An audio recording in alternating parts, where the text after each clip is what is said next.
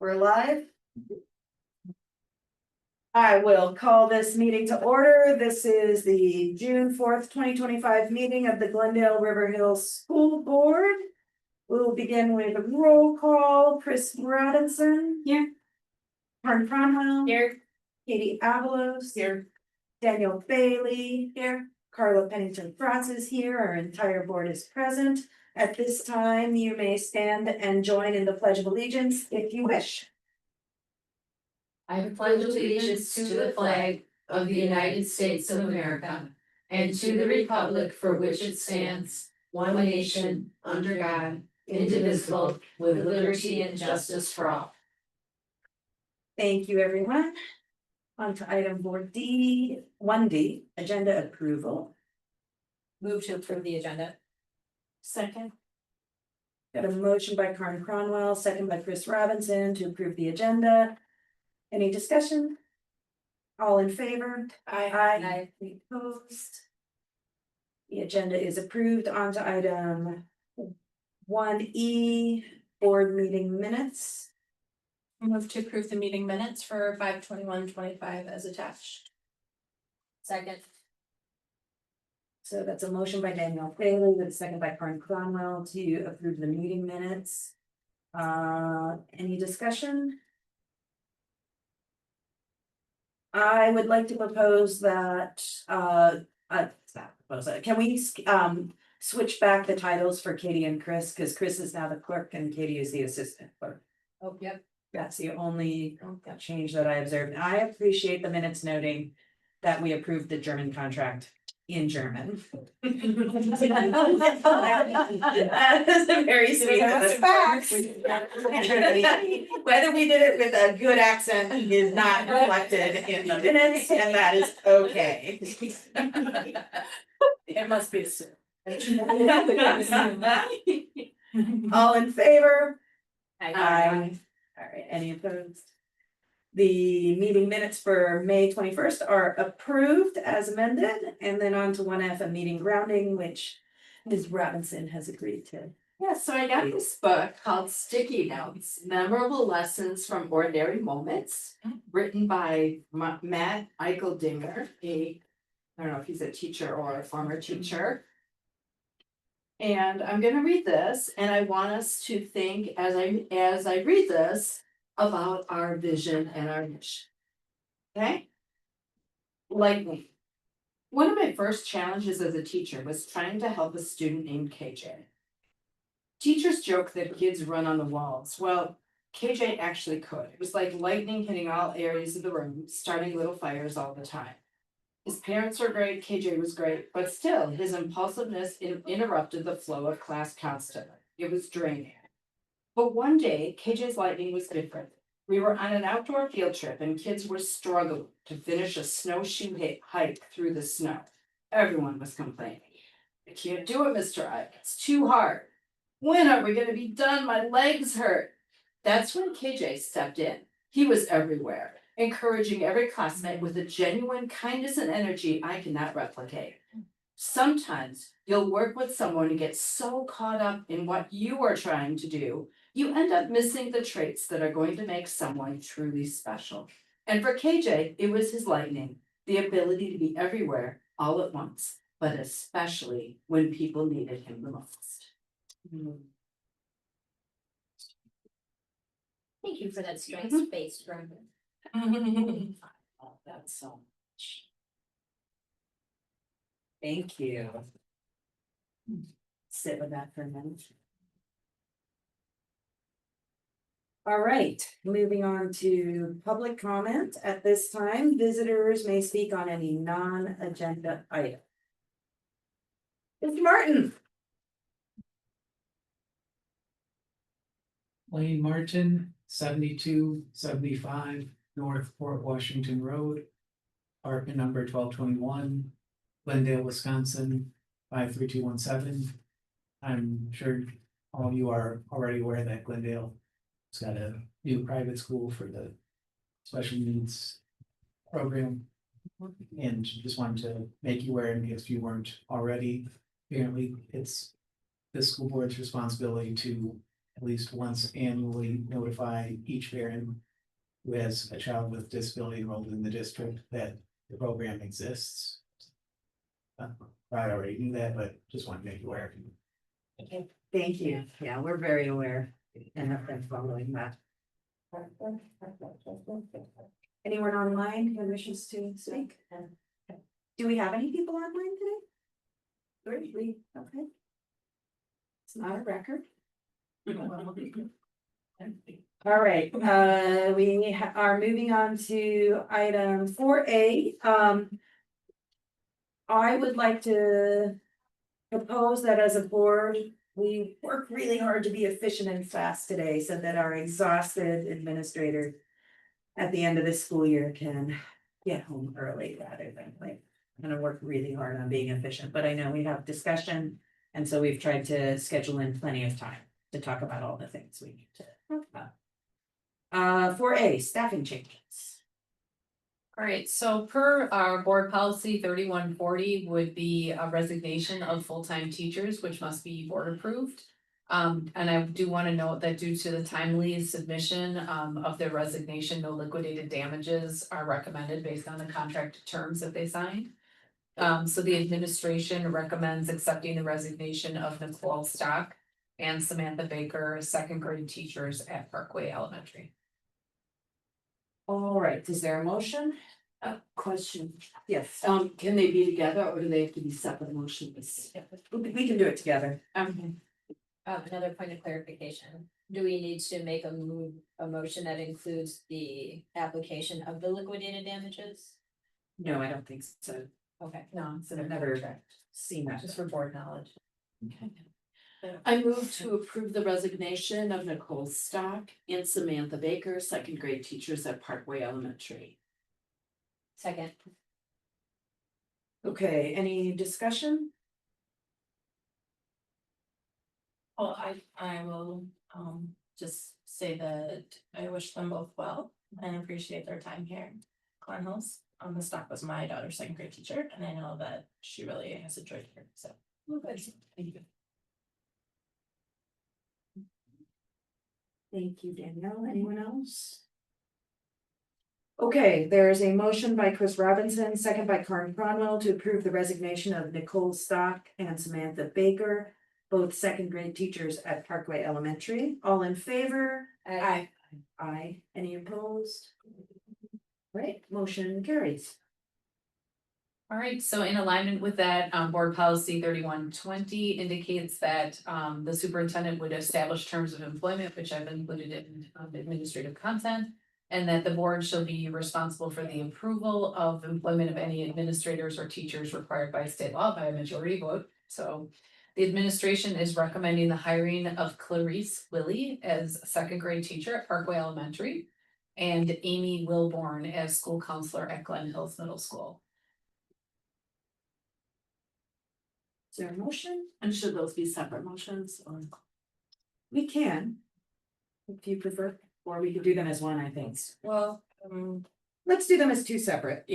I move to approve the hiring of Clarice Willie, the second grade teacher at Parkway Elementary. Second. All right, any discussion, Katie? Karen? Chris? Danielle? Are you hiring one, not two, because of the incoming class size to go back to? Or are you looking for a second? No, teacher as well? actually, for clarification purposes, a few weeks ago, you approved a resignation of Rocio Blanco. So this position is being filled for that, and we have a posting out for the positions. For one second grade position and one third grade position, because we're gonna have a third grade teacher move down to second grade to help support that team. So it's not all new teachers, right? So we have some veteran support. Oh, okay, all right, thanks for clarifying, Yep. sorry, I do. Yep. But now. Anything else? All right, so we have a motion by Danielle Bailey with a second by Chris Robinson to approve the hire of Clarice Willie as a second grade teacher at Parkway. All in favor? Aye. Aye. Any opposed? Motion carries. I move to approve the hire of Amy Wilborn, a school counselor at Glen Hills Middle School. Second. All right, discussion, Katie? Karen? I was just really impressed with the resume. Chris? Brenda's got nothing, Danielle? All right, all in favor? I I forgot to say out loud who moved and who seconded. move. Danielle Bailey moved Alright. and Corin Cromwell seconded. Right, one public. And motion carried.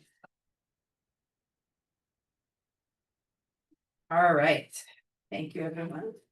Moving on to item. And by the way, can I just say, Anna, thank you for continuing to make the hires and resignations very, very clear. Very, it's just been. Operationally very easy for me to follow, and I appreciate that this year. Been a great year, that thing. Item 4B, draft handbook, employee handbook. Okay, so I just want to lead just kind of a discussion and walk the administration through the drafted employee handbook.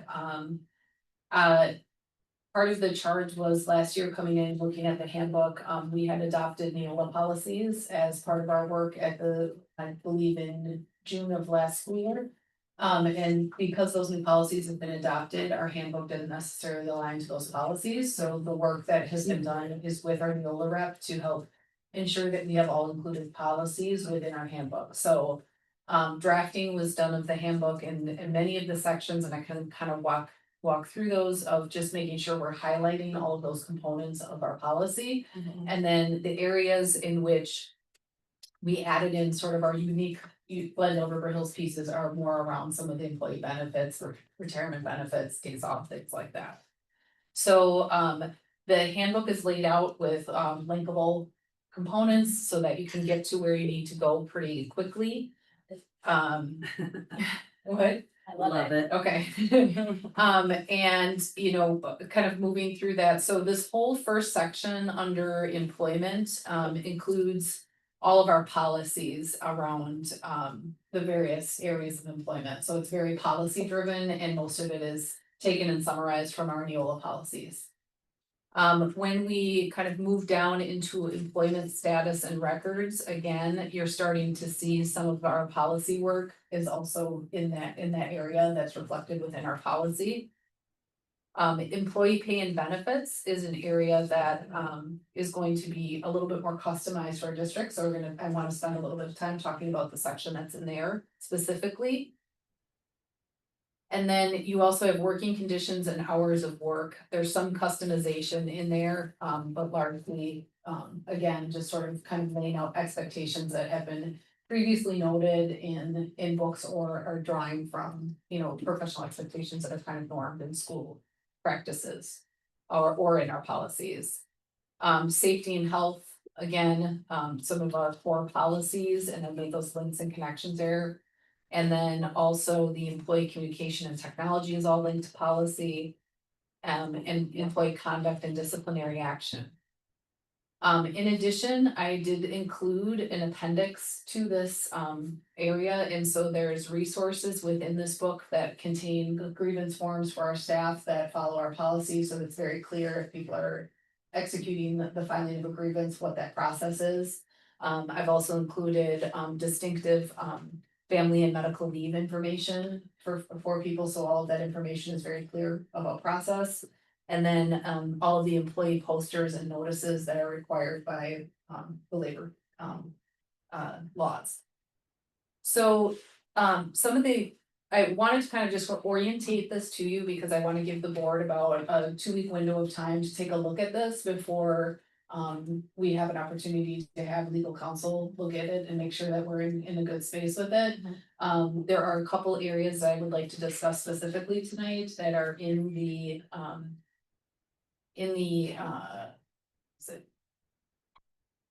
employee pay and benefits section.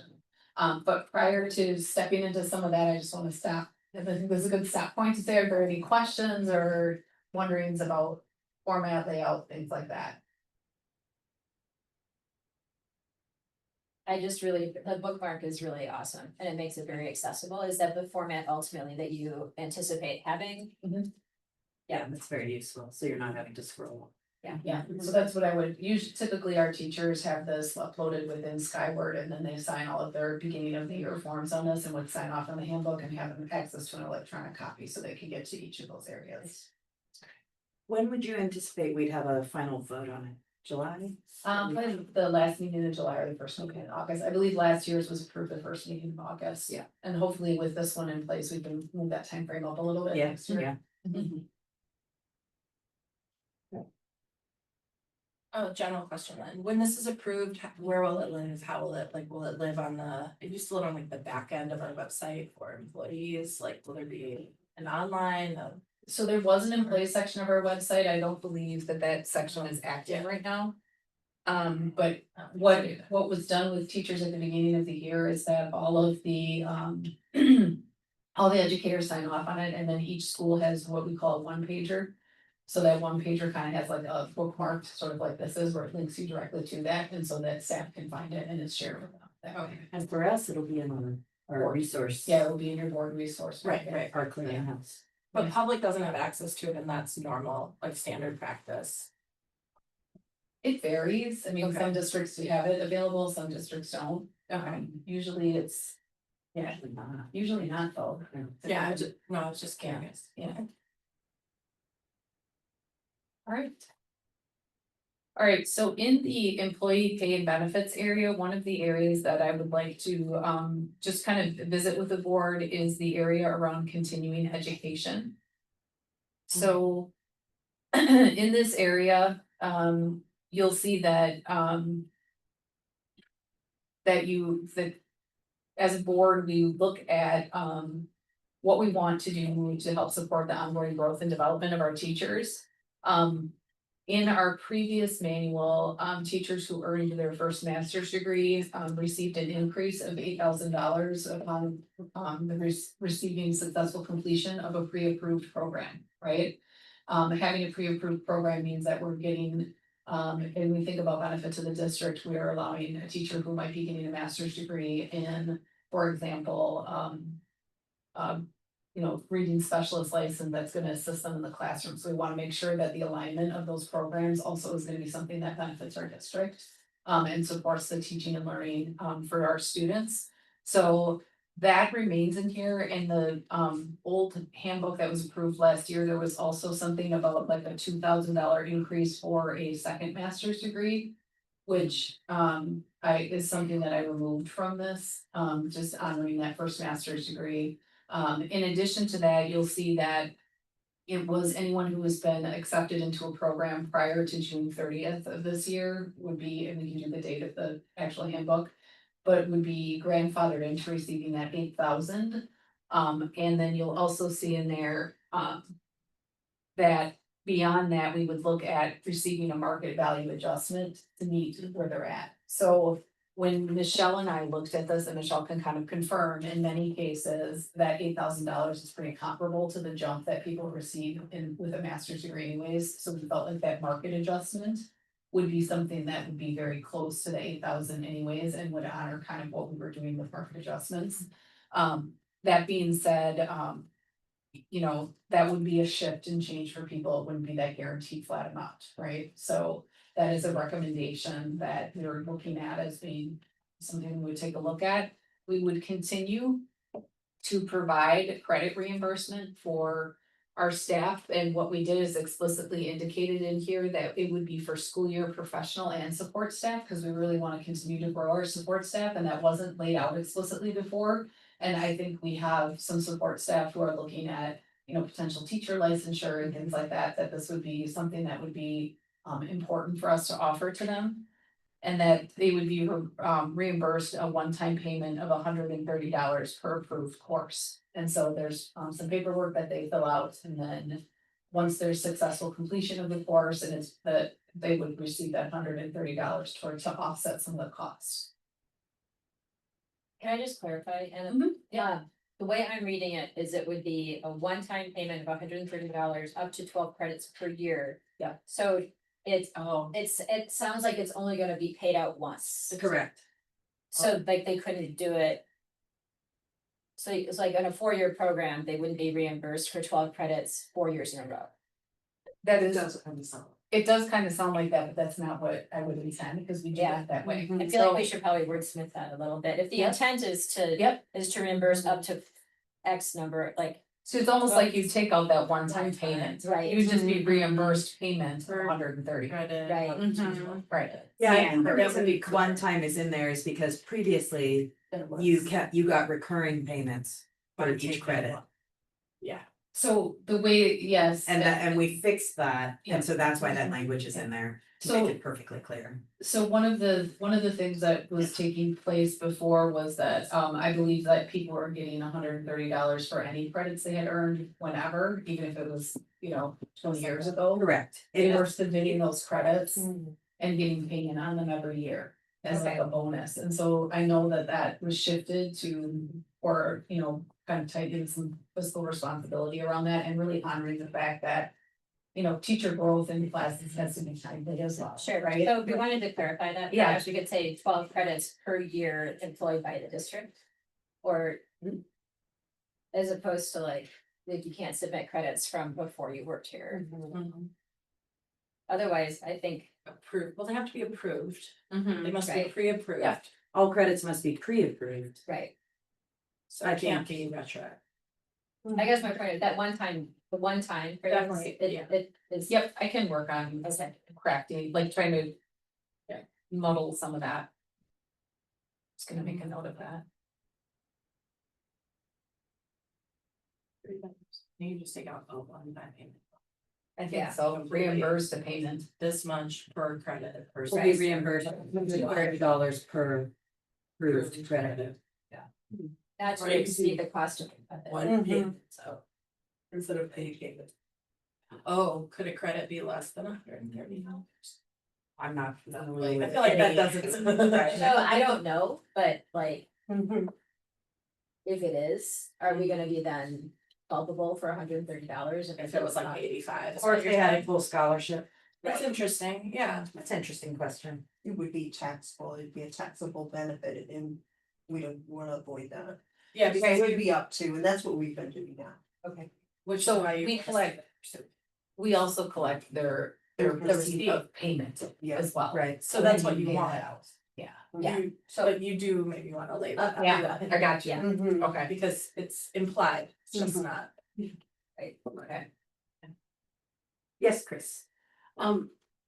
I'm wondering about, Anna, when you were presenting, you said upon successful completion of the course, but it just says completion. Do we wanna add that modifier? Yes. What does successful mean? You got Passing, credit. right? Yeah. You got credit. Yeah. That's, Because that was the that's what question I we had, was expect it to see or grades or is better. it just completing? it? Okay, kidding. Yeah. You can get credit. Yeah. Yeah. You can, you use the degree, baby. You might not get the degree. Often you get kicked from specific degree programs if you don't have the good enough grades. I have a question about the master's one would be. Yeah. Go ahead. I'm just gonna put some. Chris, did you? I already asked my. Oh, okay. Go ahead, Daniel. I was just curious if you know how many folks are currently in approved master's programs that would be Yeah. grandfathered in? Right now we have 5 people who would be grandfathered in. Okay. Who are in the process of earning their masters, Yep, yeah. they are in their process of their master's degree and will earn it after, or they will not earn it until after. This is gone through, but we're pre-approved with this understanding, does that make sense? Yeah, Right. yeah. I like the idea of moving to a market value model, because then you don't have to, it's not as arbitrary. It's more flexible, Yeah. you know, Yes. if the market is tanking and we don't have money, you know, Mhm. it just creates more flexibility on all sides. I like that. Anything else on credits or the master stuff from Boardman? Yes. There's I one had more. something, but I can't remember. what it Sorry. You still have several weeks. was. Keep that. Right. Another area that I want to have us take a look at is our dental insurance and our health insurance is very much remaining the same, like in terms of we've switched our carrier, but that doesn't necessarily reflect if our policy, we're still paying the same percentage and all of those applicable rules are in place, as well as the cash in lieu. One of the areas that we did look at is for our staff members who work less than 30 hours a week. We have offered a healthcare stipend of $5,000 to those people to help offset the price of healthcare. And one of the recommendations that I would have in this is for, and I've got to find it, because of course. I have it on page 28, the cash in lieu, right? Yeah, that's the cash in lieu. Oh, is this something I'm else? looking for the healthcare stipend here. It's different. Cash in lieu is not taking the healthcare at all, the healthcare stipend. Oh, the is stipend being- is for the, got it, right. What's that? I know we addressed that. So just that it's no longer there, but you should. No, because I Yeah. grandfathered it in. I know I did. It's right above the cash. It is, It's under health insurance? it's under health insurance. Yeah, Oh, between the bullet health points of the- stipend, oh, that's why okay. I'm not putting it in, okay. Oh, there it is, right above. I'm like, it's gotta be right in this area, I got a little typo. All right. Oh, yeah. So one of the things that we would put into place here, like going forward for our new hires for next year in our support staff category would be that any employee who works between 20 hours and less than 30 hours a week, that they used to receive that, right? So we would then move away from providing that stipend and put it into the salary. And one of the things that we're finding as we're trying to attract people into the district is that the health stipend becomes like a confusing component, and it's not necessarily, it doesn't necessarily have to be used for health, right? Sure. Right. It's a stipend that we're offering them, so what we'd rather do is incorporate that into raising our wages to start bringing people in at a higher wage to those paraprofessional and support Right, positions, sure. because we feel like we would attract a better candidate with that upfront versus being kind of a hidden benefit underneath. Is there a different tax treatment for us as the employer or for the employee? It's treated the same way for purposes of our taxes. And their And their- hours, yeah. Yes. It says salary, but I'm assuming if they're 20 to 30 hours a week, they are hourly employees? Yeah, it would be to their wage. Okay, so is it 5,000 annually divided across whatever their hourly wage is? And so every year they're gonna get 5,000, or is it a one-time like? No, so every year, any of our so our current paraprofessionals, so when we looked at like comparable wages, we kind of raised that, the floor up on that a Yeah. little bit. Right. So any of the people that we've hired that got raised to that floor are also gonna have that $5,000 spread out. So when you look at that, it takes what our floor is and makes it about 2338 versus being 1907, when you add that $5,000 cash in lieu. So, for example, if I'm now hiring somebody in at our floor, right, they would just be at our floor and then they would work their way up in salary, right? Where I think what we're looking at currently is our current people who have that $5,000 cash in lieu, we raised it up a little bit, but then they also have that sitting on top of it, so it was a little bit of a more of an increase in bump, does that make sense? In terms of that, and what we found is that, in talking with, when we moved some of our people over from the temp agency, that they were looking for that base wage rather than the benefit. Can you just help me understand how it's gonna work going forward for do we know how many employees will apply to? All of our support staff, All of our current all of support our staff? current paraprofessionals and support staff will work less than 30 hours a week. More than 20, less than 30. So you're saying, I'm sorry, maybe I'm confused. Here it says, if you were hired prior to May 1st of this year, you would get a $5,000 stipend, That's right. and that is gonna continue. Yep. And that has, okay, but people hired after this, you're just raising. Yeah. Their base salary is gonna start. Yeah. With that 5,000, and then it would just continue to build. It wouldn't be an additional payment. It's not gonna start with the 5,000, it would just, we raised the floor a little bit, so I wouldn't say that cause I wanna make sure that we're clear that if I'm bringing somebody in at our base now, they're not having that 5,000 apply, so we're honoring the work. and- Right, my point is like, Yeah. that money is being rolled into salary, it's not Yep. gonna exist outside of it. Yep, yep, absolutely. Chris, do you have any? Katie? Mhm. What I'm wondering is whether it's gonna create a false differential. Like if you're bringing in new hires and you're hiring them at an hourly rate. That's meant to reflect that extra 5,000. You have existing employees here getting the 5,000 stipend, or do you envision? So I'm just gonna use real numbers, so Yeah. that helps. Yeah. So if we're saying that we're bringing people in at $19 an hour right now, without a healthcare stipend, they're getting paid $19 an hour. If we raised up somebody who in our organization was making $17 an hour up to 19, they're getting 19 and the 5,000, right? Right. So anybody coming in would start at that base, The 19. the 19, right? So, and then we would work on building that up, and if we wanted to increase that base salary. We would wanna make sure that there's an alignment and a clear understanding with our staff, which is why we provided them those letters to kind of lay that out for them. That they know that benefit is sitting there. So what I'm wondering is if there are current employees who might prefer the new. The Just new being world as around. opposed to the old world. Yeah. I got you, yeah. So I don't know if that's an option you want to consider offering, or you know what I say, there's gonna be like old school, new school, so it's not gonna be a. And I think this has been a conversation that has come up with Yeah. some employees is like. In my math, the math is the same, right? Right. The math is the Right. same, it's the way it's presented, right? Right. One comes as a stipend and it's gonna be divided across your checks and it's Right. gonna be sitting on top of your wage and it's gonna be reflected in your pay one way or the other, right? Yep. And usually when I sit down and kind of had that conversation, but I can see from a perception standpoint, somebody Yes. might look at just that hourly wage. And say, Yes, "I want exactly. that reflected there, Yeah. because that feels better to me. Yeah. Conceptually, even though it's the same path. Or, you know, they may feel like I make less than you, even though. I'm not, cause I have the stipend. Right, and there's been had to have some conversation around Yeah, that. okay, I knew you were on it, Yeah. but it's just Yeah. something I'm wondering if you Yeah, and I wanna don't- offer existing employees the option. I think to Michelle and I, neither one of us really. It's like a horse apiece, it doesn't. do anything. Right, It doesn't right. change anything other than Tracy not allocating that in payroll same way, right?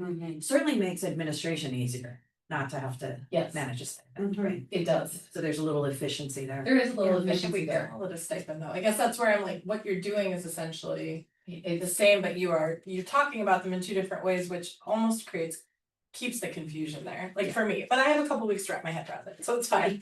But I just, like, Could we ask you to explore that though? Like, could we find out from employees, like, would it matter to them? Cause it might be simpler overall if if the practice was simply. Take it out and roll it in. Yeah, skip the grandfathering. I mean, it kind of is the same thing as looking at employees with the,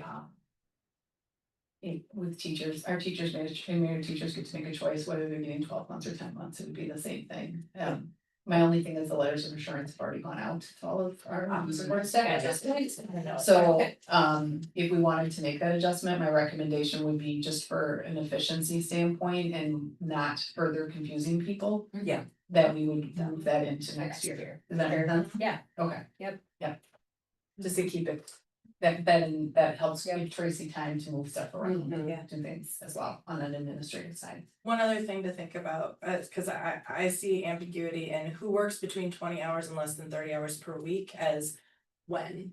Like what if they start working 35, or what if they worked 15, like I don't know how that might work, maybe it's not a real potential for confusion, but if I'm an employee who I'm entitled to $5,000 every year in addition to my salary, but maybe my hours change and I fall outside of there.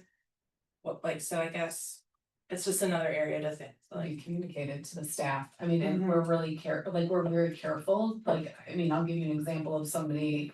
Who maybe is working for us as a paraprofessional and he's attending college at the same time and decides they need to drop to 4 hours a week because they have a class. right, We're very clear with them that like, if we can extend your day here so we can maintain that, right? Like, so maybe one day you're putting a few more hours in so that we can keep your rate the same way, then we can maintain this benefit. If we can't, we're gonna have to remove the benefit. okay. And then, or Okay. prorate it. Do you see what I mean? It would be that Yeah, but prorated. again, that's Yeah. not, like, maybe that's what the asterisk is.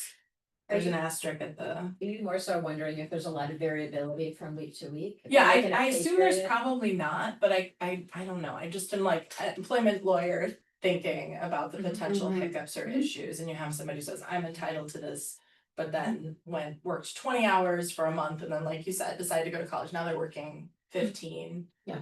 And we're keeping them, but they're gonna, Yeah, and anytime we make any changes in those hours, those go through Tracy and payroll, so we can make sure that we're on top of Right, those pieces and making sure. yeah, that- I just. Yeah, just- yeah, it is, and it is tricky because, and I'll say when you're first working as a building administrator, there'd be times where like, oh yeah, of course, you can go to college, and then Tracy would be like, no, Anna. We gotta figure this out, because this is not the way this works, or this person's gonna Yeah. lose income, and so then we would work together Yeah. and problem solve around that. Thanks. Okay. Right. Next area that I would like to, so it sounds like, I'm just gonna kind of just put notes, it sounds like you want a little bit, would like a little bit more clarity around, proration here. If you think it's necessary, I think just some of the language in all those sections needs just like a tweaking, Okay. a little more specificity. Mhm. Or. But that's what legal will do. Exactly. I think that's what I'm doing, I'm identifying potential Yep. liabilities and they'll be able to fix them, so. we're all doing. All right. All right, one of the other areas that I would like to take a look at is I tried to reconfigure in district retirement. Before we had it laid out as like a narrative in a paragraph in our previous handbook, and it was very hard to follow what the benefit was. So hard. So Michelle and Tracy and I spent a lot of time working on just sort of making sure this is very clearly laid out based on somebody's years of service, their hire date, so that there's more clarity there.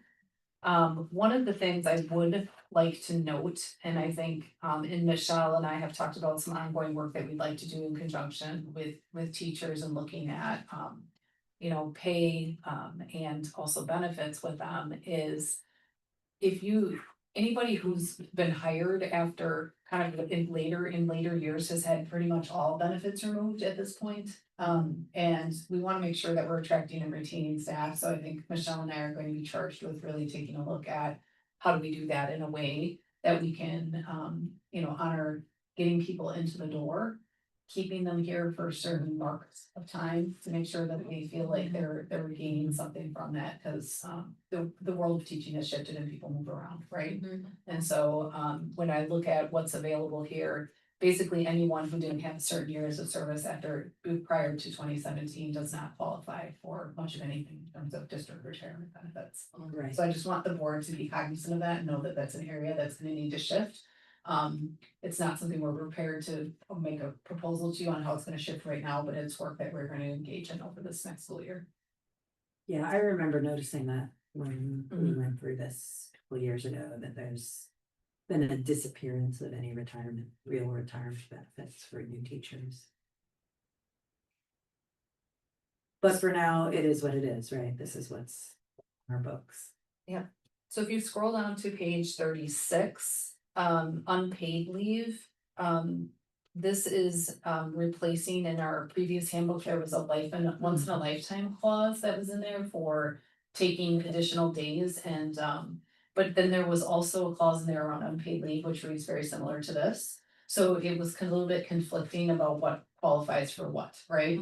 I think in order to be clean, the process is the same in both. The use of unpaid days would be discouraged, and it would need the approval of the superintendent. And in those unique circumstances, we would just say that all other personal days and vacation days would need to be exhausted before that would happen. So the once in a lifetime provision allowed teachers to potentially take up to, I believe, 3 days paid, and then the remaining, or 2 days paid, and then the remaining 3 were unpaid if they wanted to take a full week off of work. So this would be kind of a clause that says, if there's a circumstance that needs to come up, this is how we're going to proceed with it. And you have to use your leave Mhm. instead of trying to hold on to it. Yeah. Okay. Holidays, I did add in Juneteenth, and I am correcting the spelling right now. There we go. Juneteenth Day is added in, as well as Martin Luther King Jr. Day as acknowledged holidays for discussion with the board. Sick time and personal time off is an area of kind of continued debate and is also another agenda item tonight that we're gonna discuss. Currently, our sick time policies indicate that people can roll over to 60 days of PTO. Or 480 hours, which is an equivalent of 60 full-time days, and or 90, depending on their hire date. In our previous handbook, that reads that they can roll over 48 days or 90. The concern with 48 days being that the rollover point is that in order to qualify for long-term disability, if one of our employees would have something catastrophic happen, they would need 60 days for that to kick into place. We want to provide our staff with the opportunity to have that kind of protection around their, the families and themselves. I think it's really important to increase that 48 and move beyond that so that we're protecting our employees and teaching them like the value of holding on to that sick time. I know that there was thinking from the teachers, could we roll everyone to 90? There was thinking of 60 and 90, just to be consistent with whatever's in the policy, but it does call for the fact that the policy is gonna have to be revisited for that particular point of policy. So that's one consideration. You're recommending everyone be given 60, roll over up to 60 or, and grandfather the 90s or? That was my initial recommendation. Michelle, unless you see a fiscal impact of the 90. So here's my question. Yeah. If you were to say 60 and 60 is the minimum for qualifying for long-term disability and somebody has had to use That's some of that time, they're not gonna be able to qualify. That's why I think you should just make. So 60 is not, I Ah. don't think 60 is humane, honestly. So you should do 90 for everyone? Yep, and I'm perfectly comfortable with that recommendation because I feel like it does protect our employees. The other notice in here, and I think this is why this table gets a little bit tricky, is allocation of personal time. Right now, our policy reads that all time off is considered to be paid time off, is what that stands for, rather than personal time off. It is not uncommon practice in districts to have a bank of sick leave and then a personal time off, right? That can be used at an educator's discretion. I know that this has been a hot button issue that has come forward with, I think, sort of the feeling that any shift away from that feels like perhaps like a distrust of staff around their professionalism to move from that personal time off. There are several considerations that I think need to be made. Right now, we on a daily basis have an incredible demand for subs that is often not filled by our teachers on call, which requires our teachers in the middle school to cover classes during their prep periods, which means they lose their prep time and they don't have that time in their day. At the elementary school, sometimes it causes us to have to combine classrooms.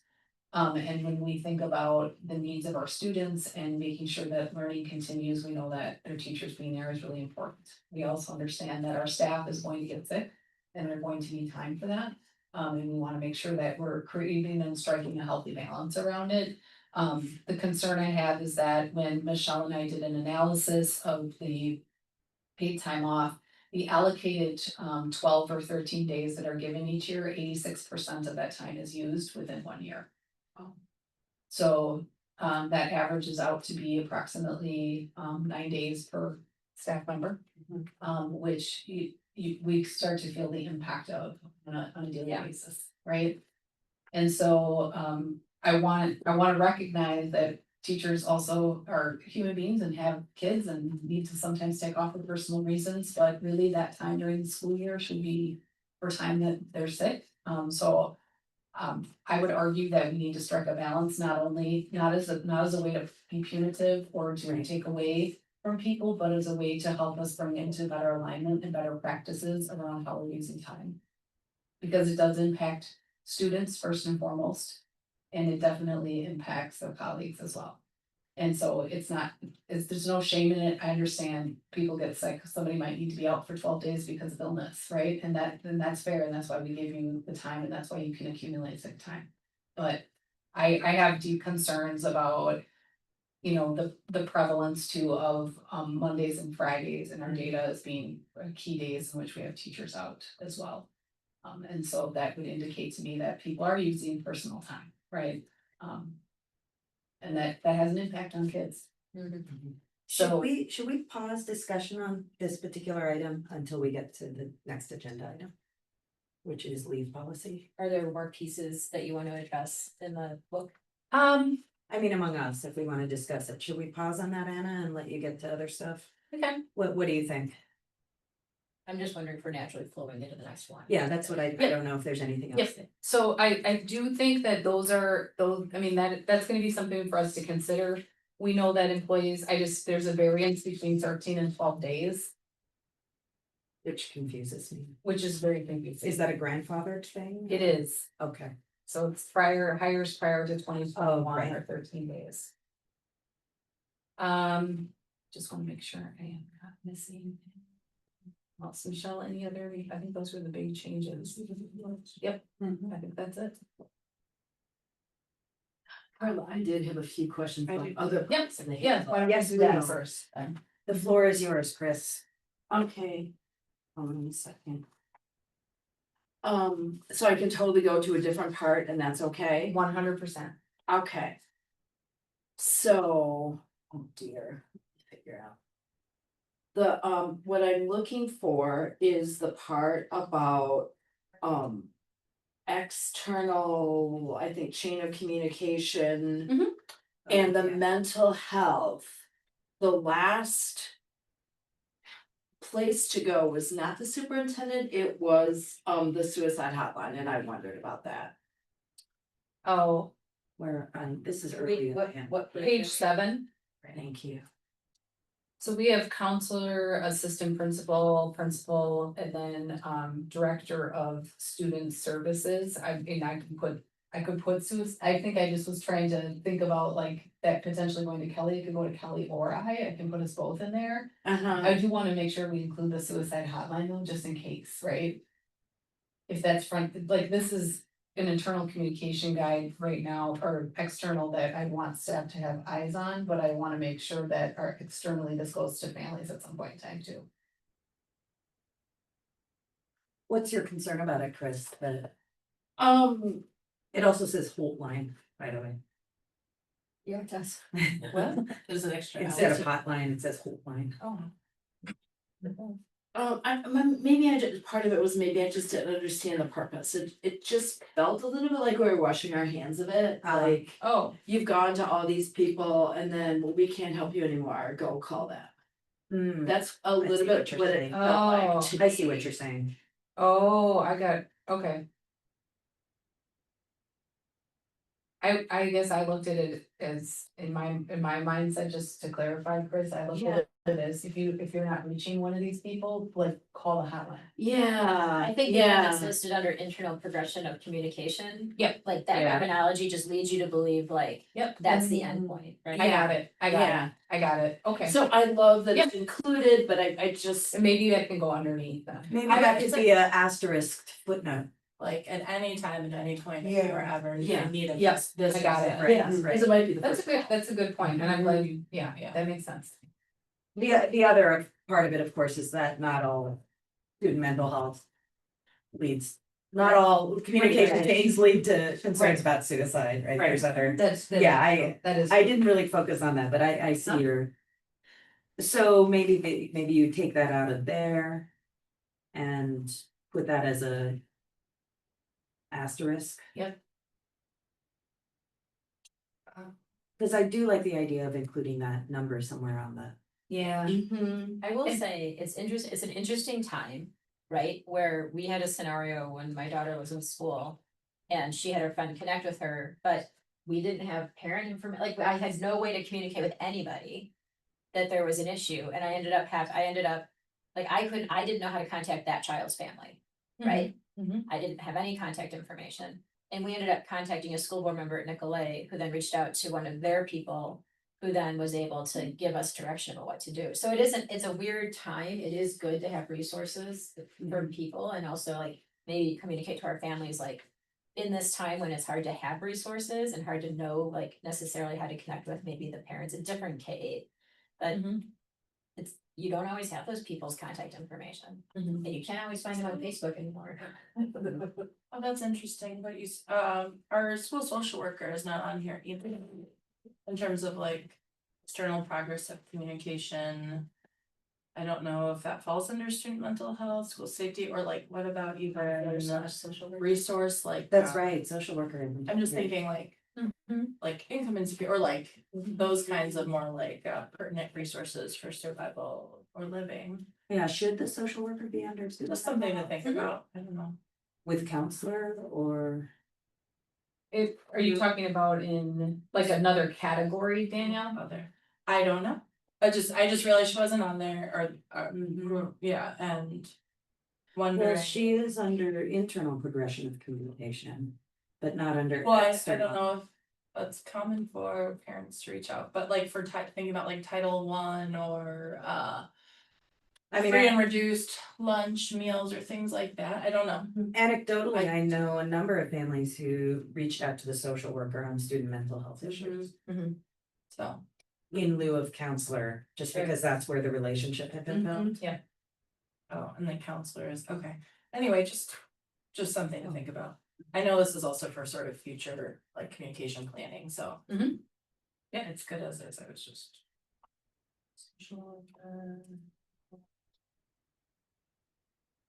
Chris, what else?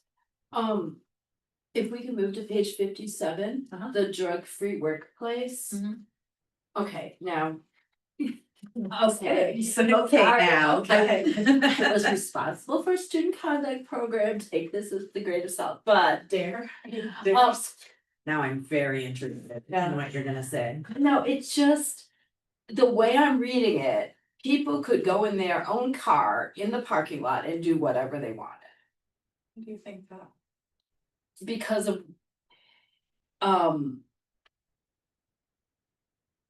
What are you reading? Although it does say on school ground, what? Yeah, Yeah. You know what, I'm gonna withdraw that.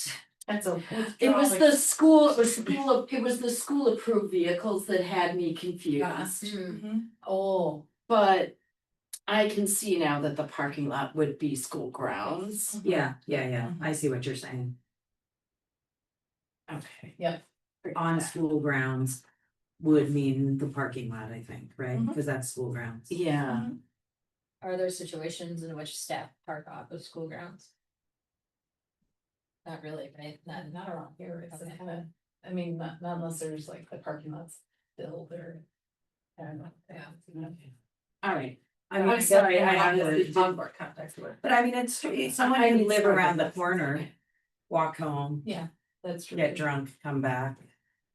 I But what don't, matters is how they are when they are on school Exactly. property, Yeah. or That's what we off call our it. property Okay. that has If a they nicest. If they show it on property trunk, there's still a violation. Yeah. Right. Yeah. Alright, sorry about that. That's okay. no. Then I wanna talk about the unrequested leaves of absence, fitness for duty. Where's that? I'll tell you that in a minute, sorry. Just a little bit below, keep just like. Oh, is it below? Oh, I see. What page? And Page numbers, I I'm don't know, doing you guys it. are. If you move it a little, the page number shows on the side. Down at the bottom. It's And one, the top. 2, 3, 4 off work, Not like my 3 or 4 problem. paragraphs below off work conduct, which is just below drug free work. So 1, 2, 3, 4, 5. Under employee self. Well, I will tell you what, even though I haven't found it yet. There's a phrase in there, suspend a support staff member for a physical or mental disability to perform assigned duties. And I wondered about, instead of disability, can we just say inability? Because it's really the inability to perform the assigned duties. It's not the presence of a disability. Which paragraph are you in? I'm sorry. Yeah. Oh, for Page physical or 59, mental. Second Page paragraph. Thank you, I wrote Page it in my notebook. 59, second paragraph. So I'm guessing that has to do with the ADA and like actually qualifying as having a disability. But there's another part that says if you qualify, so. I mean, to me, like you could get a highly communicative disease and be resisting taking sick time. And this gives administration the ability to say, yeah, you really need to go home and not make everyone sick, right? That's not really necessarily a disability. It's an inability, I see what you're saying, it's a lack of ability, I think the Yeah. question is this a legal requirement? Is the disability a legally tied Exactly. statement, or could it be inability? It feels like it's a misuse of the word there. It does feel like what it means to say is inability in Yeah. paragraph 2, right? Yeah. Inability. I did notice that, but I think that's supposed to say inability. I'm having this is triggering a memory that first line. Where this other circumstances might have in the past said something about disability, and I think we had exactly the same dialogue where I brought it up saying, you know, it's not the disability, it's your ability or inability to do the job, so this, your concern is consistent with something I remember Okay, talking about okay. before. Yeah, Alright. look at tuberculosis era, all over. Yeah, Yeah. Alright, that's all I have. so. Thank you, Chris. Karen, Why does it only? anything else? No, I really embrace the theory that we had 2 weeks to look at it Yeah. from now, so I Yeah. have not reviewed. Danielle asks a fair question under her breath here, Yep. which is why is this section only relating to support staff? Versus all staff? Maybe it came from the support staff. Yeah, that's what I'm policy, thinking about. And we just need to change the language. Yeah. That's my guess. Yep. Cause it's coming from policy. That 4122. 4122, which the 4,000s are gonna apply to support staff of 3,000, so I would have to look and see if the 3,000s had the same policy. Right, they should. I mean, Yeah, I would yeah. be shocked if it did, so. What do we say when we're talking about everyone? Do we say employees? I know there's all these terms of arts. Support staff would refer to anybody who's in a supportive role. Right, so there's support staff, professional staff. Support staff and administrators. professional staff, that's So it. if you say employee, does that mean anyone? Yeah. Yeah, okay, so that, Maybe that can be the language. yeah, the employee. Yeah. Yeah, cool. Okay, Katie, Karen, Danielle, anything else? Other than the leave and PTO? So I guess my request of the board would be to have an opportunity to take a look at this and add comments, give me feedback on this so that I can look at those pieces and then once we kind of, those 2 weeks of lapse, then I will move that forward unless we feel like there's a need to bring it back. Okay, so we have officially until June 18th. Right, our next school board meeting to provide Anna with our comments. And you want us to comment directly in here? Yeah, go ahead. Okay. It makes it easier for me just to have it all in one space. Yep. But don't comment on each other's comments, right? We don't want to create a walking. Yeah, you tour. can't, you would just, oh, yeah, that's a good point, maybe you should set me, yeah, let's not do that, let's Yeah. send comments. Okay. Right, As long as we don't. I think it could create potential for a walking quorum, so we should probably avoid that. So if you wanna just read through it. We could each, I don't know if this would help you, but we could each make our own copy of the handbook and make our comments in that. And then title it with your name, Right, I'm fine with so that. like make a copy, Cromwell draft, GDRH employee Yep. handbook. Yep. Okay. I'm okay with you doing that, and then I can just take a look at those things and kind of try to. If there's Marry a them format that's together. easier for you, tell us. Probably. I could even print it and just give you my handwritten. That's easier. Seriously, I mean, that's how I'm happiest working anyway, but I don't know what's easiest for you. Electronically. Oh. No. Station there. I can't do that. Cause I like Take looking a at breath, Anna, it wasn't a friend. Yeah, that would work, and I think, yeah, probably best to avoid us getting into any kind of. Okay. All right. Thank you for starting this conversation timely, Anna, giving us plenty of Yep. time, letting us start our ruminations here. Yep, and I did also provide you with direct association feedback, so you had that at your for your information Yes, as right. well, which I think is, I wanna make sure that teacher voice is represented in this as well. So the blue is their action, is feedback from the association in that document? Yes. Okay. Okay, so we can move on to 4C. I'd say we have about 15 minutes for dialogue today around the leave policies, recognizing this is sort of the beginning, not the end of our discussion. I'll try to keep us on time. Okay. So a couple noted pieces of the policy that I think we're gonna have to touch some revision. How much revision we do to this is gonna be something that I think we need to think about and talk about as a board. And one of the things that I do know though here is that in the employee paid time off in the 4,000s. It does not indicate that people were grandfathered in for 13 days and they were also a part of that, right? So, it says each member of the professional staff employed will be entitled to 12 days, so I'm a little concerned that our policy doesn't reflect what was. In actuality, what people understood their benefit to be, because it was the 13 for after 2021 and 12 for the other, so. Unless you make significant changes to allotments, I think we probably need to look at adjusting that within the policy. Okay. Right now, the way that the policy is written is that PTO benefits may be used for absence from a scheduled workday due to illness, vacation, or personal reasons. One of the things that's in the handbook that is not, that I've newly drafted, is that it defines sick time as being care for one's own physical or mental health, or that of their dependent or their spouse or their parent, right? And so there's a little bit of delineation, and that personal time may be used for personal reasons.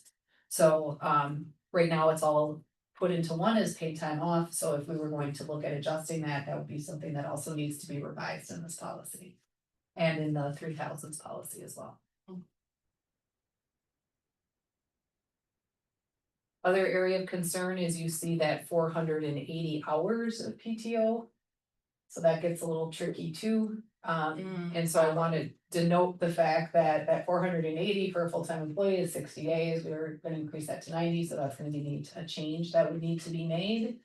And voted on. And then the other thing that is interesting is here is it indicates in that line of the amount of leave available that each member of professional staff employed on a full-time basis. So it reads that way in both of the policies, and I think that's a little bit confusing because right now we grant the same number of days to all of our employees, regardless of whether they're full-time or part-time. And so just making sure we're cleaning up this policy. In some future work. So it sounds like in order for us to clean up the policies. Well, I don't know which comes first. Do we first need to have a clear vision of what leave we're gonna be offering, and then we write the policy to reflect that? Yeah. And then that policy, I mean, we could have a discussion about where you might want that to lean. I can draft policy and then bring policy back for further discussion and vote. So this would be kind of a generation of thinking around how that policy, if we were going to look at defining personal leave and or personal time off and sick time as two separate categories, or remaining in the model that we're in right now. I've shared with you in my previous discussion my concern around keeping it the same. And my recommendation would be to look at trying to strike a balance with that, and recognizing that, I fully understand the association's take on it, that it's a benefit of our district. I want to acknowledge people's personal lives and needs, but I also want to make sure our students' needs are being met as well. Yeah. Right.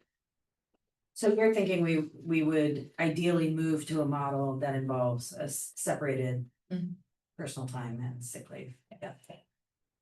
And then it's just a question of. And then it would be a matter of thinking about too, that rollover, if we're rolling up to 90 days, the 6 days would roll, and then we would have to make a determination to around what happens with unused personal days. So that roll into sick time then to help accumulate that sick time, to help support our staff and having that time should they need it. Right. Which creates a nice incentive for not misusing personal time. if you can roll that to sick time, that's a really smart incentive. That's my immediate thought. Like, yeah. Do you have anything else you wanna say, Anna? We're No, interrupting. go ahead, please just, So what you wanted us to do is just discuss. Discuss, talk amongst yourselves. Duran Duran is neither a Duran nor a Duran. It's like, you go first, Karen. I see you ready. Well, so I thought, I mean, this has been a hot button issue, right? Yeah. My employer, our employer, if you don't mind my revealing that. We don't have separate categories. We have sick time. And then up to 4 days of that sick time or 32 hours of that sick time can be used as what they call miscellaneous leave. And so it's all sick time. But there's the flexibility to use 32 hours in a similar way to PTO. So that's 4 days. Yeah, it would be 4 days, but you can use it, so like our district policy allows us to use it in any increment we need it to. As opposed by hour. Other districts sometimes require you to use half, like for substitute purposes, sometimes districts impose a requirement that you have to do a half day or a whole day, right? Which from a substitute perspective, I can appreciate. But we don't do Our that. system is hourly right now, right?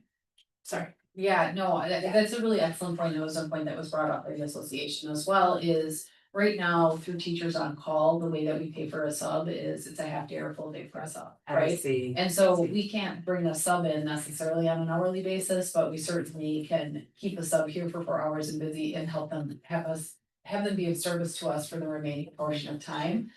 For staff, I think it really makes sense for us to look at it being on an hourly basis, and so part of my conversation is that is advantageous for our students and for our district, because if I know somebody has a 2-hour medical appointment that they need to attend, if they can come in after that, we can probably find internal coverage most of the time, so we wouldn't necessarily have to get a sub for that if we know in advance. So I would want that time to remain flexible. Yeah. How much sick leave do you get? Total. So we earn what would be tantamount to 12, I figured this out actually. So for me, it's 12, and for us, it would be 12 and a half days a year. Okay. And our bank is quite generous, but it pertains to retirement benefits that you guys have different things. So I think, kind of that question of how do we, it might take away some of that messiness of allocation if it's straight up sick with the flexibility of utilizing up to 4 of them. Or It's the opposite of what we do. it is the opposite. Interesting. And it doesn't make it Yeah. right or wrong, but I will say from like personally living in a system like this, 4 personal days seems like it strikes a decent balance, generally speaking. 2 would feel too limiting, honestly. Yeah. So 4 feels good. I honestly rarely use all 4, but it does come in handy. I think I think addressing like the concerns that were shared previously about sick time is at least at that point, the perception within staff, if not the reality, was they can't use their sick time for mental health issue, like mental health days where they're like just like feeling they can't make it. They felt like they couldn't use their sick time for family appointments and things like that. So I'm just saying these were the perceptions that they shared with us. Right? Okay. And so that was why they were strongly advocating for PTO, because it allowed them, they didn't have to worry as much around like, am I messing up with what I'm claiming? And I think, defining our sick leave to include like, yes, of course, your children's appointments and your appointments and waking up in the morning and just being like, I can't today. Yeah, you're right, we did hear that, Right. when teachers were coming out. That's a good. True or not, Memory. right? But like, if we're changing to a sick leave policy, being able to clearly state, like, yep, we get it. Sick leave includes all of these things. It's not just your flu. Personal. I remember this discussion now where it's like, I can't today is really different from 1 month from now, I need 4 days off to go to Hawaii because Correct. otherwise I can't. Is very different Yeah. than that sort of health intervention need Right. that is a sick day. Yeah. Right, yeah.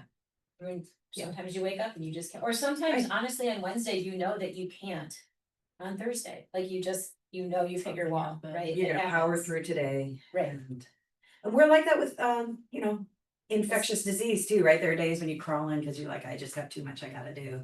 And you know the cost is gonna be. Right. Completely, yeah. So I would advocate for moving more toward a sick time model, but somehow allocating PTO. And if we do choose as a district to keep it divided, I can appreciate that, but I would advocate for that PTO to roll into sick leave. It would not, I don't believe we should be rolling PTO and accumulating PTO. Yeah, I agree with you. I like the idea of accumulating sick leave because that's really positive and helpful. But people who have healthcare needs. Anything else, Karen? I think the rest of it honestly has been adjusted, a lot of the language changes that you've already proposed. So, no, I think that's pretty much it. Katie? And with the sick leave, like, would you require a doctor's note? Because otherwise, what's to prevent someone from saying they're sick? Just taking the day. Well, not every appointment. Again, not every day. I would, Well, that's what I'm saying, like, Yeah. how There are would that boundaries. actually like functionally be different? yeah, and I'll be, right now, anything over 3 days, it says we can ask the way it's reworded, it's a good point, I forgot to point that out, in the handbook, if we were to move to that, would be that at any time that we'd ask for that as an administrative team, so there is, you know, I'm not trying to be like element of surprise, but I think if we felt like somebody had been gone subsequent days and we're worried about them, so say like, hey, like, what's happening here? Right, okay, yeah, that makes sense. I'm so sorry, actually, kind of addressing that, I went into my Yeah. existing handbook. And there is a stipulation about misuse or abuse that's very clearly laid out around like how this can be tracked if the district starts to feel like there's a reason to believe. And then there's also like an area that really, and I don't know that we need this, I don't know, like, I agree with having to do this, but like. How to use sick leave for family illness, so if it's not yours, but it's other people. It defines, in our district's handbook, it defines who those people could be. Yeah. If there's value in that, I'm not sure, it's pretty broad, I will say, which I appreciate, and I think it would be consistent with the broad language that we established. Yeah. Previously. And right now, the way it's worded in the handbook was that it would include spouse, parent, or child. I think that, like, I think there could be some flexibility for Right. other significant Like, relation, right? Right, I mean, there's a lot of, Yeah, there's a lot of different configurations of why somebody might need to care for someone else. and I mean, I just had a situation come up in a friend's life where they've had to be a primary caregiver for a sibling, so, you know. Yeah. Katie, anything else that was on your mind? No, that was, no, perfect. Okay, Danielle? We're running out of time. Yeah, so I think I'll probably have to follow, cause I'm trying to process the recommendation with this, but, do we have a policy somewhere in this handbook contained, what we do for internal coverage? You mentioned teachers being pulled from prep time to cover when we don't have subs, and I do remember years back having a conversation around this, as a board. But is there like a policy that would apply to, like, do we pay those teachers, how much, like, is that in this handbook or is that in our Neola policies? I think it's in the handbook and that they would be paid the curriculum rate, which is $25 an hour. Yeah, we had a big old. I remember that, so I just wanted to be able to Yeah. reference that, so that is that's in the this same- handbook. Yeah, essentially, that is the flat rate that is applied to like Okay. any summer work, any, you know, anything outside of the contracted. Yes, okay, so what, do you think your recommendation around this leave, like, I'm not totally clear on what it is. Do you think it might change or morph still? Cause like, I mean, you're gonna be considering different ideas, or are you pretty, okay, I think what I would like to do is take into this conversation, I'm not making a recommendation today, I will go Okay, back from this right. conversation, redraft a clean policy, addressing some of those errors that were there. okay, And making a recommendation at Okay, that point in time. okay. Sorry, yes, to clear, right, I know you're not making, we've been talking about some things like where you wanna lean, kind of maybe go in Yeah. some areas, so. Then the last thing then is, so this Neola policy is like, seems very specific to us, and so I'm trying to reference.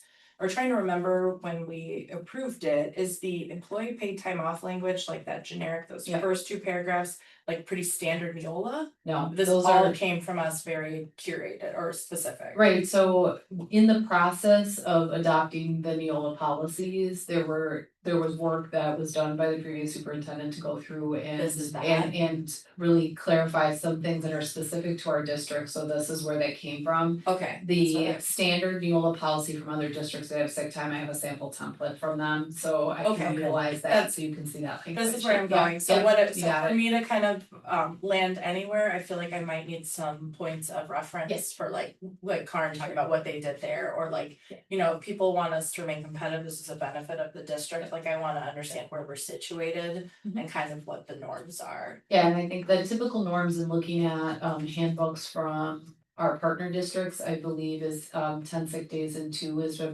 pretty common parameter.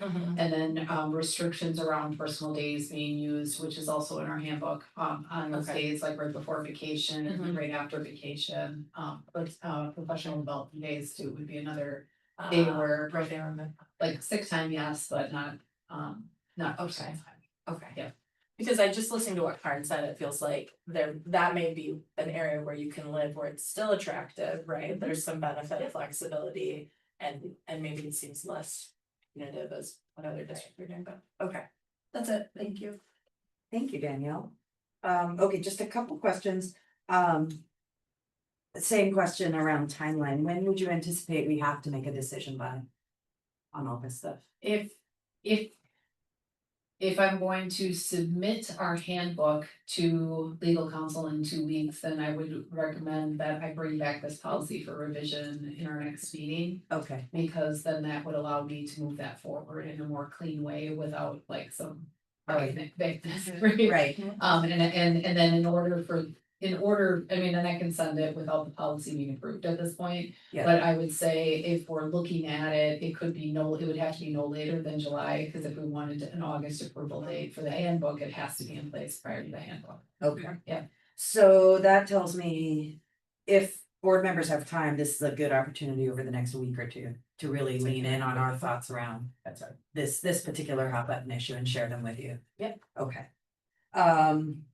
I would love to see data, and maybe we've seen it already on leave usage, like the weekly, like Friday, Monday usage. I'm just curious about what it looks like. And I don't know if that's appropriate for me to see that, like general data around how leave is being used. So this is just a thought that's When you rattling around in my head, like I say say, how it's being used. in other words, when is it, what are the patterns of usage? When are we seeing collectively leave being used? Is, most of the leave being used on Fridays and Mondays? Are we seeing leave use tracking coming up and down in waves because of waves of sickness that come through the building? I don't know what that data would look like. I'm curious about eyeballing it. Whatever data you're considering, cause it's what they Yeah. mentioned, right, And again, I'm not sure if it's appropriate for a school board member to see that, but I'm just throwing that out there for you to think about. If there were data that I could see, I would love to. I think there's a daily absence report, I think we can pull that would just It have is numbers. really interesting that 83 to 86% seems high, Right. yeah. So when I think about leave usage and I see a high pattern of usage, and I think that teacher association comments reflected this, it brings to mind questions around community resilience, community presence, and some learning and teaching that can happen for staff around the impact of absences, the impact of my absence on my resilience, right? My ability to step back into the classroom and sort of that spin up or spin down of wellness in relationship to students and to my own work presence. So it's just something that's rattling around in my head. And so just for you to think about, if it's not work creation, if there were a way for me to look at some data that would help me sort of process what I'm thinking about. I love rollover models. I love this idea of shared leave usage, and I'm not sure what you think about it. But I would love to hear at some point your thoughts, like where employees can share with other employees. For like long-term illnesses. Yeah, for long-term illnesses, I think that's actually, it's actually a community building model. I mean, in workplaces I've been in, being able to share leave really builds connection between people.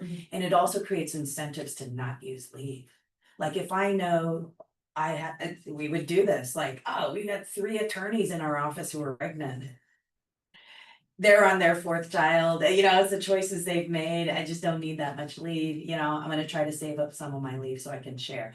I had a colleague who had a very difficult pregnancy, a child who we knew at 3 months in utero had really big disability issues, and we had like a collective choice to try to gather our leave and share it, because we knew this family was about to go through some really hard times. It was, I didn't understand it at the time, but it was this really intense community building side effect. So it's something I'd like you to consider, whether, what that would look like and whether it would work in our small.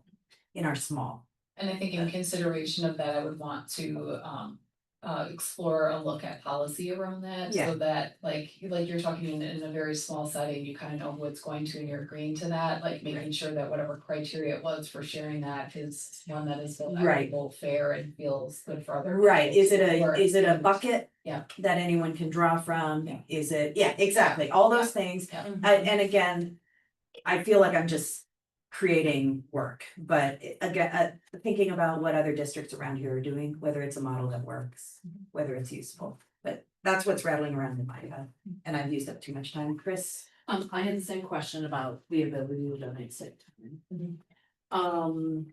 I wondered how professional development is handled, like if I'm going to a conference or something, does that Yeah. come out of PTO? No, that comes out of, it's coded differently as school Okay. business, and so Okay. it would not be a pull from that. Is that true even if the staff member is going of their own accord? Maybe. Well, so Not- approved it's not by the school school, sponsored. right, it's not a school paid activity. It sounds like you guys reimburse everything. I'm just trying to think if there's any time that we've had people who haven't, like it hasn't been. Like it's just something they're interested in, they wanna go to kind of thing. So it'd be related to their work, Yeah. right? But perhaps the district's not paying for it, that's a personally paid training. Would it still be considered related to school business? Have you had that happen? No, we've had somebody go to training during vacation. They went during break. During break, but we did reimburse that because it was related to their. I think if they wanted to go to a training that was approved. I'm just gonna let everybody know who's They paying could use- attention, that's very generous. Right. I'm a little jealous. Anything else, Chris? I just had one other thing, I'm wondering about, you mentioned the number, the amount of, the loss of prep time.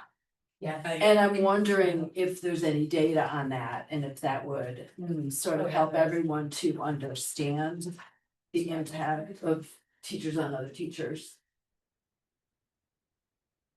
Yeah, I mean, we definitely have, we track that daily. Mhm. I think it might be hard to kind of like pull it apart, but you could like, I could see you glance, you could see how much coverage is needed in a day. Yeah. Right? Like, and what that looks like, so we have essentially.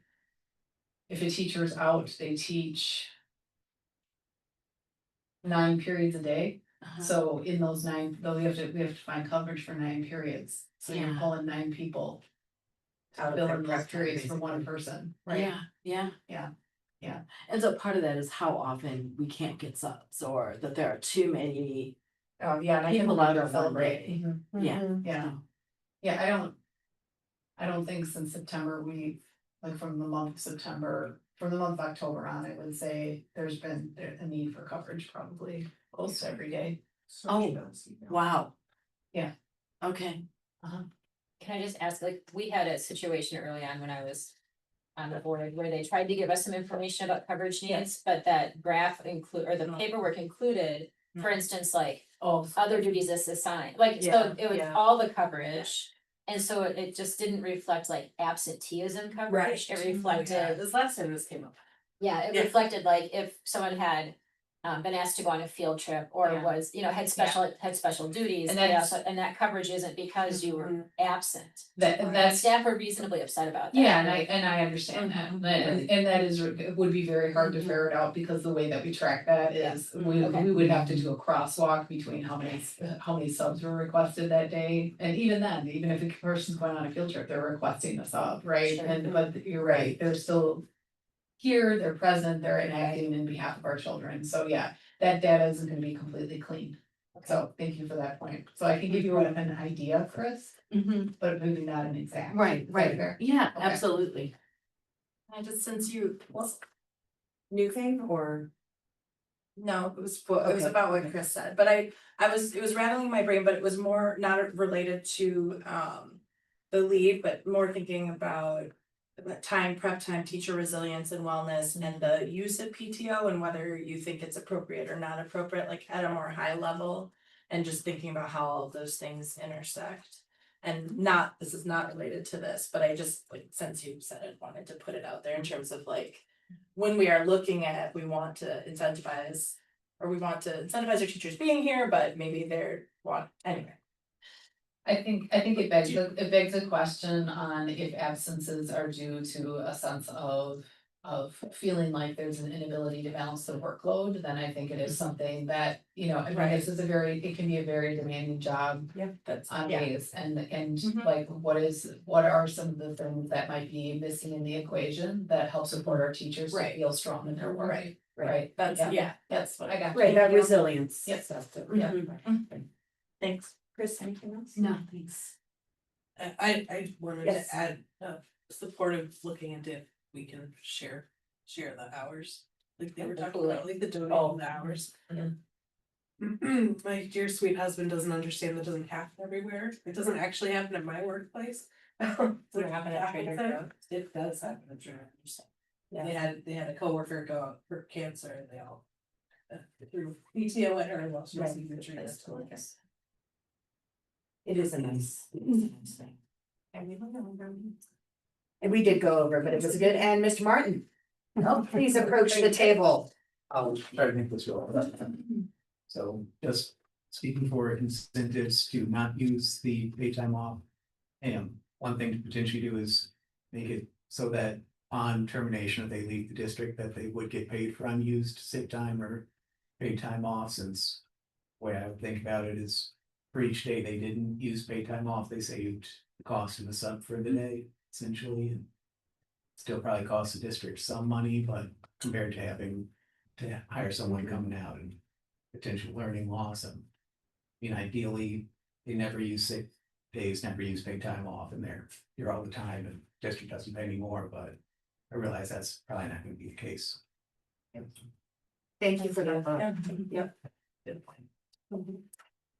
Okay, anything else? Anyone? Danielle? Can I Chris? just say, I think we're obviously trying to look at this critically and weigh different things. No one, is criticizing teachers for taking a benefit course, that they would yeah. get. No, And it was structured that way. And we have to look at other possibilities, but we're not blaming teachers. We know it's a very difficult job. And we do want to balance everything. You and Karen especially know it's a very difficult. There are some days you just. Yeah. I think I missed my window and I don't need to do this, but I was intrigued by the fact that we have different models for different position labels, like we have sick time for some people and only PTO for some categories.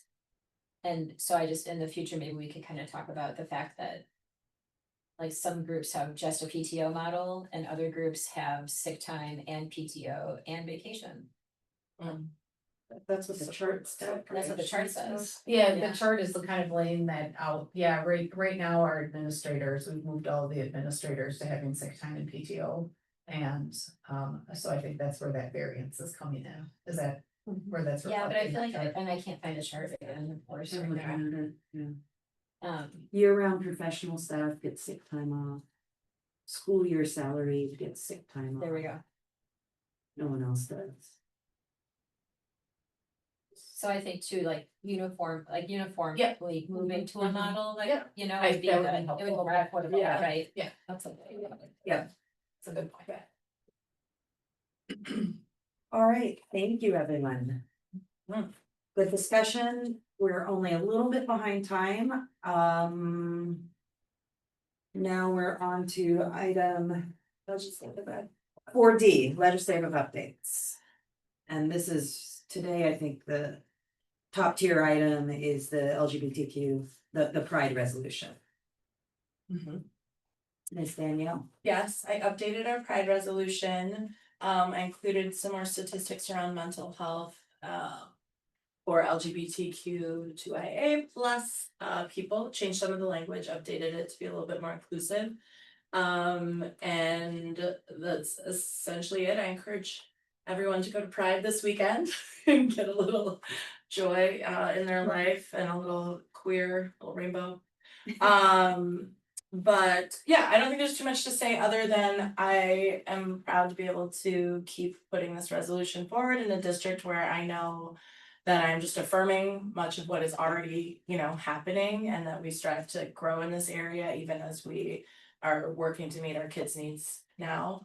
So that feels great. And that's it, really. All right, is there a motion? I see one typo, can I do the motion, to, Oh, yes, I thought Paula would put her. there's a second and after 1985. I could actually Fix it right Yeah. now. and- oh no, I can't do it right.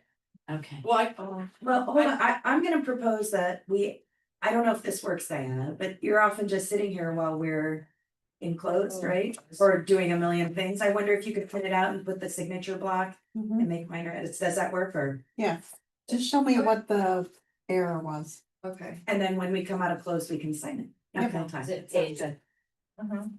page 2, paragraph 4, whereas in 1985, Yes, at the very There's a end, it second says and. Oh, yeah. Oh,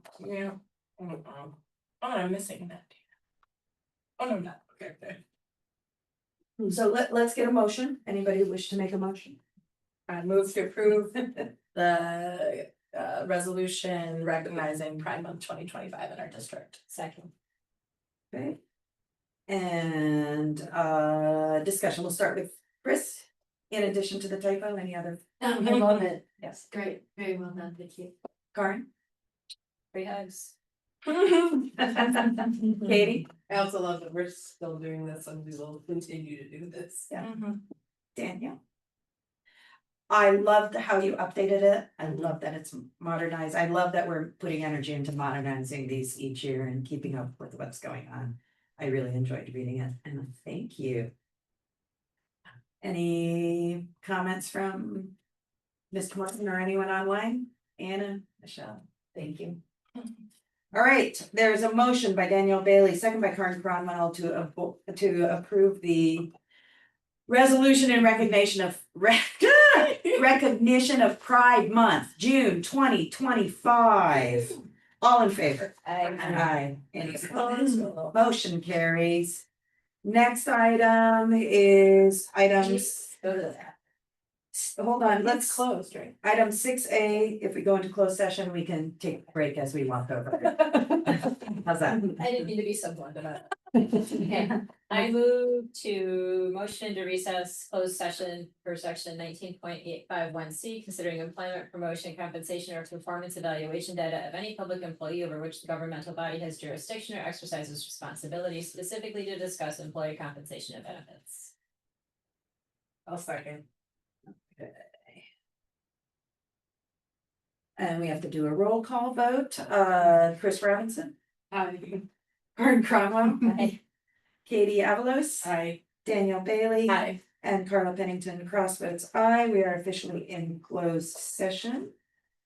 I propose we take 3 or 4 minutes on our way to the office. And we'll just slow walk our break. Only 2 loos right there.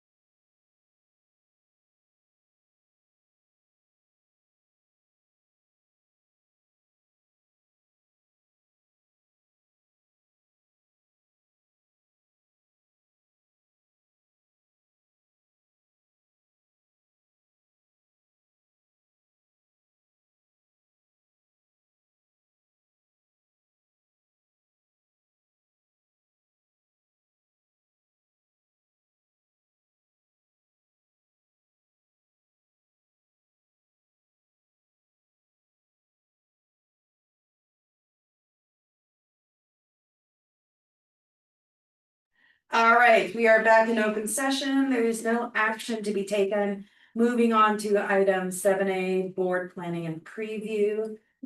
If you all are looking at the agenda, there's tons of stuff going on this week and next week.